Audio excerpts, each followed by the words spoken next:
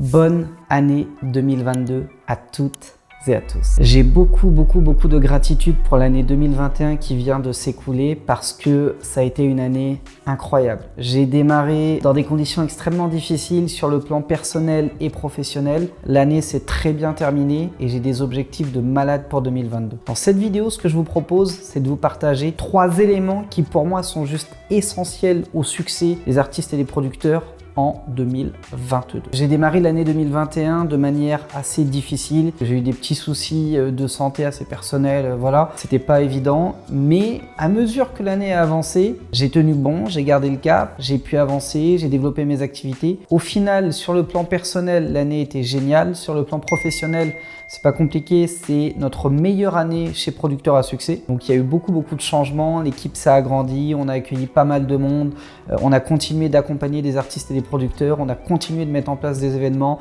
on a fait 2 séminaires cette année, un présentiel, un virtuel, on a eu un groupe Mastermind Élan de malades avec des belles réussites, des belles progressions. Enfin bref, je suis hyper fier de tout ce qu'on a fait, de l'équipe qu'on a réussi à mettre en place autour de Producteurs à Succès. Maintenant, l'année 2021 est terminée. Donc faire cet exercice de gratitude, il est juste indispensable. Ça permet de comprendre ce qui s'est passé dans l'année, de voir les erreurs, de les mettre en lumière et de les corriger, mais aussi et surtout de réaliser qu'on a fait des choses et que même si on avait l'impression de ne pas avoir fait grand-chose, en vrai, quand on regarde, je trouve qu'on a fait beaucoup de choses. Maintenant, sur 2022, il y a 3 choses qui pour moi sont juste essentielles, qui feront que des artistes et des producteurs qui ne sont pas encore très connus aujourd'hui vont exploser médiatiquement. Le premier truc, c'est la planification. Tous les grands artistes, tous les grands producteurs, tous les grands hommes et toutes les grandes femmes de cette planète, vous savez ce qu'elles font pendant les périodes de fête? Vous savez, entre Noël et le 31, et très souvent entre le 1er et le 3 quand ça reprend, elles planifient. C'est-à-dire qu'on se pose, moi c'est ce que j'ai fait à titre personnel, on se pose, on s'isole, des fois avec une bonne tasse de café ou de thé avec une belle vue. Moi, j'ai la chance d'habiter en Bretagne, donc j'ai pu aller me poser à une terrasse de restaurant en face de la mer avec une vue incroyable et un délicieux café. Et on planifie, on se pose, on se dit « Ok, en 2022, quels sont les objectifs ? Pour atteindre ces objectifs, qu'est-ce que ça demande en termes d'investissement financier, humain, de temps, d'énergie ? Ok, pour répondre à tous ces investissements-là, qu'est-ce qu'il faut mettre en place tout de suite ? Et en fait, on va travailler un plan méthodiquement et au fur et à mesure que l'année va avancer, on va ajouter un petit peu par-ci, retirer un petit peu par-là, recentrer quelques points et avancer progressivement en restant fidèle à son plan. Donc premier conseil, planifiez votre année. Si jamais c'est pas encore fait, on est au tout début, c'est pas grave de perdre 10 jours sur 2022, mais accordez-vous encore 3, 4, 5, 8, 10 jours et planifiez ce que vous allez faire cette année dans l'atteinte de vos objectifs. Deuxième gros conseil que je veux donner, cette année, tout va se jouer autour des sources de trafic. Vous savez, avant, c'était facile. Si on avait la chance d'avoir une grosse équipe promo, on blindait en promo. Parfois, on avait du bol, ça passait. Parfois, on n'avait pas de bol, ça passait. Ça, c'était ceux qui bossaient sur les médias traditionnels. Il y avait ceux qui bossaient sur le web. On mettait beaucoup d'argent en pub Facebook, Instagram, beaucoup d'argent en pub sur YouTube. On avait des pics de visibilité. Quand les titres étaient vraiment bons, le public s'en emparait, ça décollait.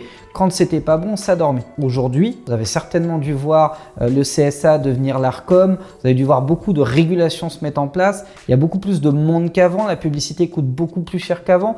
Tout est devenu un petit peu chamboulé. Et si vous restez sur des schémas qui marchaient il y a peut-être 2 ans, 3 ans, 4 ans, même encore l'an dernier, ça va peut-être encore marcher un peu cette année, mais si vous ne vous mettez pas tout de suite en pole position sur toutes les nouvelles approches qui, elles, fonctionnent réellement aujourd'hui et vont fonctionner pendant plusieurs années, vous allez vite être, encore une fois, largué. Aujourd'hui, si vous n'êtes pas à fond sur Instagram, sur TikTok, si vous n'avez pas un site sur lequel vous travaillez en mettant votre musique dans un contexte spécifique qui vous permette de générer du trafic, pour moi, vous êtes largué. Si vous ne travaillez pas autour des challenges, pour moi, vous êtes largué. Il y a plein de choses aujourd'hui qui ont bougé qui font qu'on ne peut pas simplement se contenter de balancer de la musique, de faire un peu de ciblage, d'aller chercher le public et de voir ce qui se passe. Aujourd'hui, il faut impliquer le public dans le processus de développement de votre carrière. Et ça demande du travail, ça demande une méthode et ça demande d'avoir des connaissances. C'est pour ça que la formation PIS a été mise à jour cette année en impliquant justement les process des challenges et en impliquant justement toutes les nouvelles données qu'on a pu accumuler sur ce qui marchait et sur ce qui marchait pas. Donc si jamais aujourd'hui vous savez que vous avez envie de vous développer et que vous n'avez pas toutes les informations qu'il vous faut, formez-vous. Encore une fois, chez moi ou un autre, je m'en fous, le CNM fait des formations géniales, le SAE Institute fait des formations géniales, bref, il y a plein d'organes qui font des formations géniales. Si vous aimez pas ma gueule, littéralement, allez vous former chez les autres, mais formez-vous. Pour votre bien et pour le bien de la filière musicale, apprenez ce qu'il faut faire pour vous développer et pour que ça marche pour vous. Si vous n'êtes pas à fond sur TikTok aujourd'hui, il y a un truc qui ne va pas. Si vous ne savez pas ce que sont les shorts et si vous n'utilisez pas les shorts de manière massive aujourd'hui en tant qu'artiste, vous êtes largué, littéralement. Si vous ne savez pas ce qu'est le SEO ou même tout simplement ce qu'est un blog, ce qui est encore le cas de beaucoup d'artistes, un problème quelque part.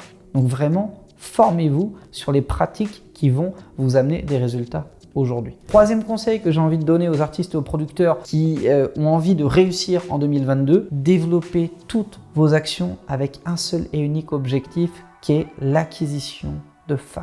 Parce que quand on pense en termes d'acquisition de fans, on pense forcément en termes de business model. On ne pense pas simplement en termes de stock, mais on pense en termes de flux. Parce qu'on n'est plus juste en train de se dire je veux 50 millions de vues. On se dit je veux suffisamment de fans pour amortir mes investissements et me permettre de générer du profit. Parce que le but du marketing, c'est purement et simplement ça. C'est pas de faire des ventes, c'est pas de développer votre visibilité, c'est simplement de générer du profit. L'objectif du marketing, c'est que quand tu poses 100 balles sur la table, tu en récupères au moins 200, 300, voire même 500. Et quand on pense pas en termes d'acquisition de fans, on n'a pas ce raisonnement-là. Mettez-le moi dans les commentaires, dites-moi si c'est votre cas, dites-le moi sincèrement. Mais peut-être que c'est votre cas, vous dites ok, j'ai un peu de budget, je vais l'investir en pub, en attaché de presse, en tout ce que vous voulez. Le but, c'est de faire des streams ou c'est de faire des vues. Ça, c'est penser en termes de stock. C'est je veux passer de A à B, A étant 0 et B étant 10 millions de vues. Ça ne va rien vous apporter. Rien vous apporter parce que les vues, elles ne vous appartiennent pas, elles appartiennent à YouTube. Parce que les abonnés ne vous appartiennent pas, ils appartiennent à YouTube, à Instagram, à Snapchat, à qui vous voulez. Par contre, si vous travaillez en termes d'acquisition de fans et que vous êtes capable d'attacher de l'importance à des métriques simples qui sont combien me coûte un fan en base, combien me rapporte un fan en base à court, moyen et long terme, vous serez capable d'établir un modèle d'affaires. Je donne un exemple immédiatement. J'ai accompagné un DJ par exemple l'an dernier qui était en train de me dire ouais, j'ai pas de budget pour développer ma visibilité, etc. Machin. Je lui dis ok, de quelle manière tu gagnes de l'argent? Je dis bah je vends des dates et je fais des live streams. Ok, le mois dernier combien tu t'es fait? Ouais, j'ai gagné 2000 euros. Je lui dis ok, très bien. Tu sais ce qu'on va faire le mois prochain? Tu vas prendre tes 2000 euros, tu vas garder 500 balles pour vivre, tu vas investir 1500 euros en acquisition de trafic, machin, etc. avec pour seul objectif de faire de l'acquisition de fans. Et on va se donner un objectif nul, hein. On va se dire que chaque fan doit te coûter 10 balles. Donc, partant de 1500 euros de budget, tu gagnes 150 fans. Ok, très bien. Il fait ça le mois suivant. Il me rappelle, il me dit ouais, ça n'a rien amené de plus. Je dis ah bon, pourquoi? Il dit bah mes fans ils m'achètent pas ma musique. Je dis ok, ce mois-ci combien tu t'es fait? Il dit ouais, j'ai gagné 3005. Ok, comment? Je dis bah j'ai vendu 2 dates en plus et puis sur mes live streams il y a plus de monde. Bah voilà, tu as un modèle d'affaires. Quand tu mets de l'argent sur la table, tu le multiplies. Quand tu mets 1005 sur la table et que tu gagnes 3005, tu as fait plus que x2. Donc maintenant si tu continues, qu'est-ce qui va se passer à la fin de l'année? Si tu gagnes par exemple 150 fans tous les mois, à la fin de l'année, tu as gagné 1800 fans. Si à tes 1800 fans, tu fais une offre irrésistible en termes de produits dérivés, d'événements virtuels par exemple, hors du commun, ou même de concerts privés, ou quoi que ce soit que ça peut être, et que tu génères des ventes, tu seras capable de me dire, ok, un fan m'a coûté 10 euros, et en moyenne, cette année, parce qu'ils ne vont pas disparaître l'année prochaine, en moyenne cette année, un fan m'a peut-être apporté 10 euros. Et tu reviens à l'équilibre, tout en sachant que grâce au booking, tu as quand même généré du profit. Qu'est-ce qui se passe l'année suivante? Tu repars pas de zéro. Tu repars de 1800 fans aguerris qui sont déjà là en train de te soutenir. Donc si tu en gagnes encore 1008 l'année suivante, ton offre, tu l'as fait plus sur 1800 fans, mais sur 3006. Et tu te retrouves à doubler la valeur par fan. Tu vois un petit peu l'idée? Tu raisonnes en termes de flux, pas de stock. Ça va constamment croître, se développer. Et si chacun de tes fans est capable de t'en amener ne serait-ce que 0,1 en plus dans ta base sans que tu aies à dépenser un centime, ça continue de te faire croître. Tous les artistes et tous les producteurs qui vont commencer à penser en termes d'acquisition de fans vont réussir, parce que c'est la seule chose qu'on peut pas vous enlever. Quand tu as de la visibilité sur une radio comme Énergie, le jour où ils arrêtent de te jouer, le public disparaît. Il va s'orienter vers le nouvel artiste à la mode qu'ils ont envie de suivre. Quand tu as une chaîne YouTube qui a des millions et des millions d'abonnés, le jour où tu perds en viralité, tu vas devoir ramer pour récupérer tes abonnés. Tu vas dépenser des fortunes et des fortunes en retargeting pour les récupérer. Par contre, si tu les as en base, tu as leur numéro de téléphone, tu as leur email, tu as leur prénom, tu interagis avec eux, tu as peut-être un groupe privé avec eux, etc., etc. À ton avis, combien tu vas devoir dépenser pour les contacter? Rien. Parce qu'un SMS aujourd'hui, ça coûte rien. Parce qu'un WhatsApp, ça coûte rien. Parce qu'un mail, ça coûte rien. Parce qu'un post sur un groupe Facebook privé, ça coûte rien. Donc littéralement, quand tu as des fans en base, tu as de l'or entre les mains. Et j'ai beau le répéter depuis des années, parce que au départ, c'est dur et il y a peu de résultats, très peu sont capables de le faire. Mais je peux vous garantir que dans la formation de PIS, on en a vu certains le faire et aujourd'hui, ils ont commencé il y a 2 ans. Il y a 2 ans, tout le monde se foutait de leur gueule. Il y a 1 an, tout le monde se foutait de leur gueule. Aujourd'hui, c'est eux qui ont les plus gros résultats. Ils ont les plus gros résultats parce qu'ils ont bossé en amont en pensant en termes d'acquisition de fans. Donc voilà mes 3 conseils. 1. Planifiez votre année. 2. Développer un maximum de sources de trafic et de trafic le plus qualifié possible.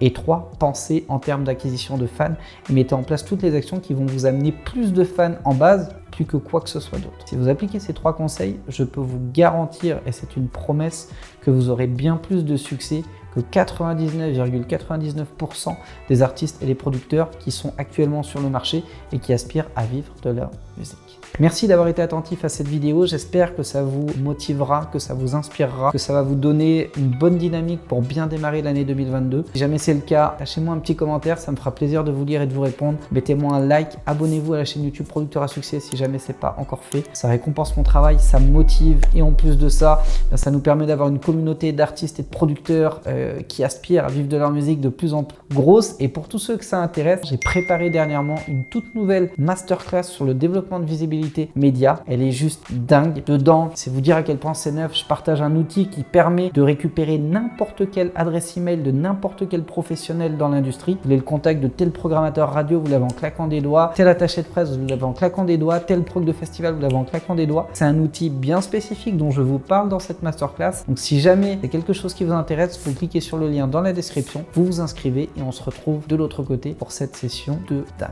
Merci pour votre attention. Je vous souhaite le meilleur pour la suite. Déchirez tout et je vous dis ciao ciao.